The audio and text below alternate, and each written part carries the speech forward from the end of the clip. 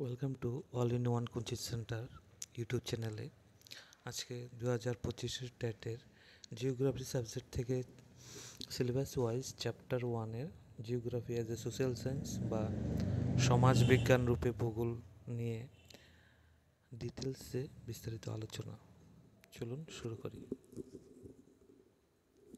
এই ভিডিওতে থাকছে সমাজবিজ্ঞান রূপে ভূগোল, ভূগোলের সংজ্ঞা, ভূগোলের আবেদনকারী মহান ভূগোলবিদগণ, প্রাকৃতিক ভূগোল, মানবিক ভূগোল, ভূগোলের কারণ ও অনুসন্ধানমূলক দৃষ্টিভঙ্গি, ভূগোল ও সমাজবিজ্ঞান। প্রথমত ভূগোলের সংজ্ঞা। প্রাচীন গ্রিক পণ্ডিত এরাটোস্থিনিস সর্বপ্রথম ভূগোল বিষয়টি বোঝাতে গিয়ে জিওগ্রাফি শব্দটি ব্যবহার করেছেন। তিনি ছিলেন প্রথম গ্রিক পণ্ডিত যিনি সর্বপ্রথম পৃথিবীর পরিধি নিয়ে নির্ণয় করে ভূগোল বিষয়টি আলোচনা করেন। তাহলে পৃথিবীর পরিধি নির্ণয় করেন কে?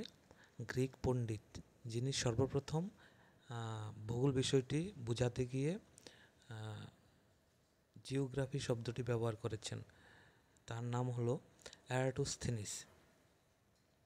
ভূগোল শব্দটি ইংরেজি প্রতিশব্দ হলো জিওগ্রাফি, যেখানে জিও এবং গ্রাফিয়া দুটি আলাদা গ্রিক শব্দ।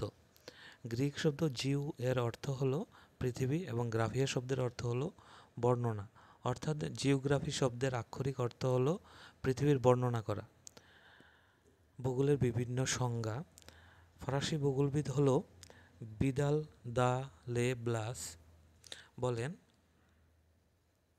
ভূগোল মানুষের বিজ্ঞান নয়, স্থানের বিজ্ঞান, মানে geography is the science of place not man.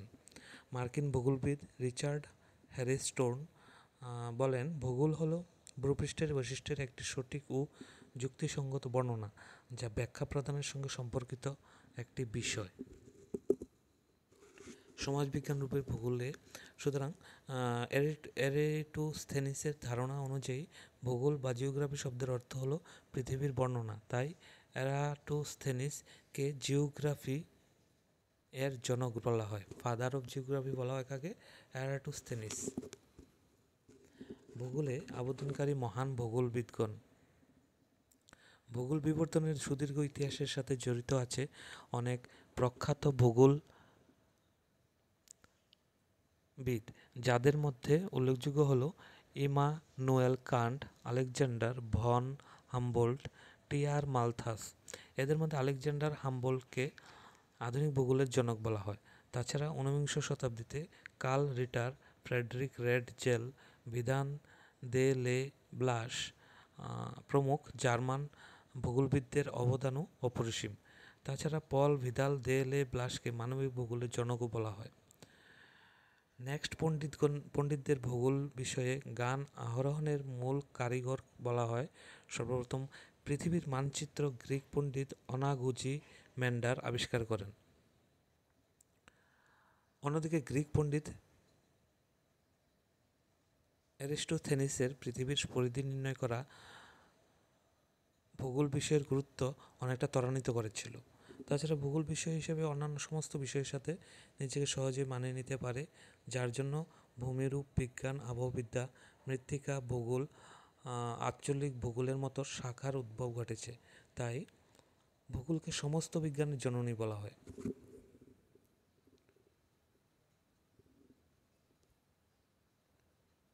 ভারতের ভূগোলের শাখা প্রশাখা সমূহ। ভারতের ভূগোলশাস্ত্র অনুশীলনের সূচনা করেন ডক্টর শিবপ্রসাদ চট্টোপাধ্যায়। তাকে ভারতীয় ভূগোলের জনক বলা হয়। বর্তমানে সাধারণ ভূগোলকে দুটি ভাগে ভাগ করা যায়। একটা হলো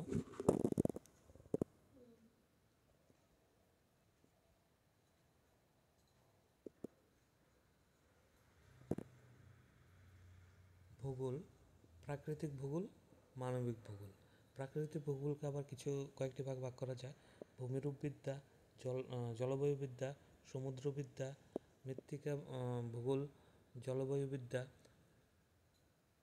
জীবভূগোল। মানবিক ভূগোলকে কয়টি ভাগে ভাগ করা যায়? সামাজিক ভূগোল, সাংস্কৃতিক ভূগোল, ঐতিহাসিক ভূগোল, রাজনৈতিক ভূগোল, জনবসতি ভূগোল, জনসংখ্যা ভূগোল, আঞ্চলিক ভূগোল, অর্থনৈতিক ভূগোল, নগর ও পরিকল্পনা, স্বাস্থ্য ভূগোল, পর্যটন ভূগোল। এই হলো ভারতের ভূগোলের শাখা প্রশাখা সমূহ। নেক্সট হচ্ছে প্রাকৃতিক ভূগোল, ফিজিক্যাল জিওগ্রাফি।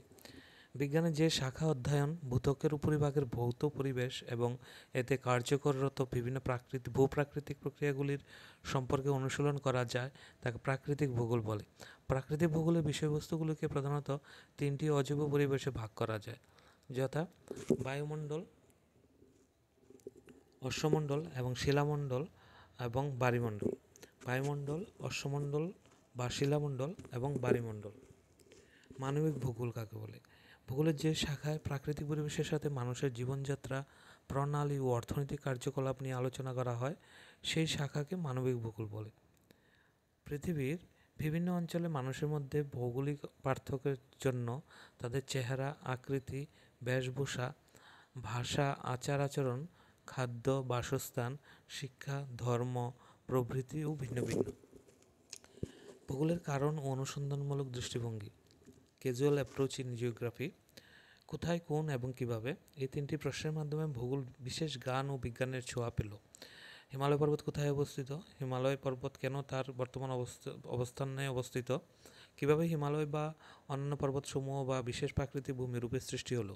এর উত্তর অনুসন্ধান অনুশীলনে ভূতত্ত্ব ও অন্যান্য অনেক বিজ্ঞানের সহায়তায় সৃষ্টি তত্ত্বের অনেক গভীরে আমরা পৌঁছাতে পারি। ভূগোল এবং সামাজিক বিজ্ঞান, জিওগ্রাফি অ্যান্ড সোশ্যাল সায়েন্স। প্রত্যেকটি বিষয়েরই একটা দর্শন আছে, যেটি ওই বিষয়ের জন্য মূল্য বিষয়বস্তু হয়। দর্শন কোনো বিষয়কে এখানে দর্শন হবে না, দর্শন হবে। দর্শন কোনো বিষয়কে বিভিন্ন ভিত্তি প্রদান করে এবং এর ক্রম ও বিবর্তনে এটি স্বতন্ত্র ঐতিহাসিক প্রক্রিয়া রূপ প্রদান করে।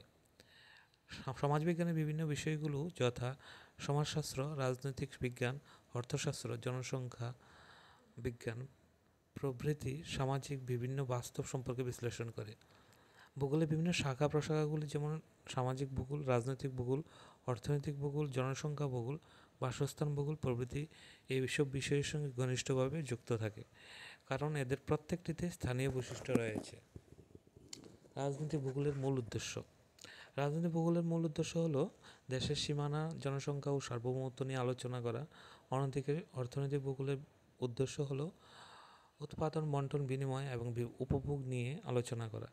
একইভাবে জনসংখ্যা ভূগোল জনসংখ্যা সংক্রান্ত বিষয়ের সাথে ঘনিষ্ঠভাবে যুক্ত থাকে।